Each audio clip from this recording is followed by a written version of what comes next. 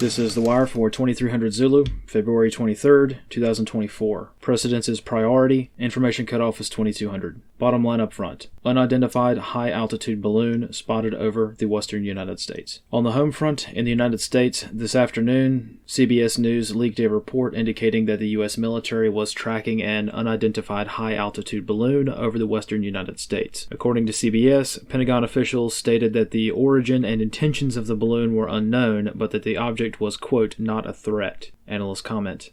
It is unclear as to how an unknown object can be confirmed to not be a threat. Directly quoting the initial CBS report, quote, one official said the balloon was over Colorado earlier in the day and was expected to be over Georgia by Friday night. The official said the balloon appeared to be made of mylar and had a small cube-shaped box, about 2 feet long on each side, hanging below it. Independent analysis conducted is as follows. No NOTAMs were issued to indicate the position of the craft. A total of 3 ham radio balloons were aloft over the western United States at the time of initial reports, but all 3 were transmitting their positions openly as required by the FAA. Independent analysis of raw weather radar returns yielded no reliable results, and weather modeling indicated an eastern track was most likely, with prevailing winds carrying the craft over Georgia within a few hours. Analyst comments for this wire. Though the fog of war is challenging to work within at the moment, in the interest of expediency and weighed against the potential to be alarmist, it would be prudent to assume that this event is somehow linked to the mass cyber events that occurred yesterday. Though this is purely speculative and bases heavy analysis on very few details, if this balloon is Chinese in origin, previous balloon incidents strongly indicate that the balloon has been in U.S. airspace for hours, at least since the cyber events yesterday. Without question, if this is indeed a Chinese balloon that takes many days to transit the United States, this would mean that the federal regime knew about this balloon, which was likely already over U.S. soil, during the cyber events yesterday. If the description of the balloon provided to CBS is accurate, this device, while much smaller than previous balloons, is far too large to comprise of any legitimate civilian technology. The payload, consisting of a 2-foot cube-shaped object, is significantly larger than any normal civilian payload for research purposes. Additionally, as all civilian high-altitude balloons are required by the FAA to transmit identification data on predetermined frequencies, the de facto admission that this has not been done strongly indicates a more nefarious use, in line with previous spy balloon sightings. Granting even more weight to the potential nefariousness of this craft is that in the CBS report, the balloon is reportedly traveling at an altitude of over 40,000 feet. At this altitude, any hobby or research devices will need a plethora of special permissions in order to deconflict airspace and not present hazards to aviation. Weather balloons routinely fly higher, but are much smaller and also openly transmit their position. Though it is impossible to know for certain, and it is easy to over-assess the potential threats, the most dangerous potential course of action would be for this to be the initial stages of more complex activity. Historically, airspace violations are quite serious events with dire diplomatic implications. However, again, if confirmed to be foreign, this is more likely to be a probing action, possibly coupled with cyber events, intended to both collect intelligence and test responses. In any case, the chances of these multiple events occurring nearly simultaneously are very remote. Likewise, as distasteful as it may be to admit, the U.S. Department of Defense actively seeking to conceal homeland security threats from the general public is extremely likely in this exact scenario, as it has happened before. As such, careful examination of the facts, what few we have, will have to rely largely on analysis which, in the heat of the moment, is likely subject to much error. Consequently, more details will follow as the situation progresses. This concludes The Wire for 2300 Zulu,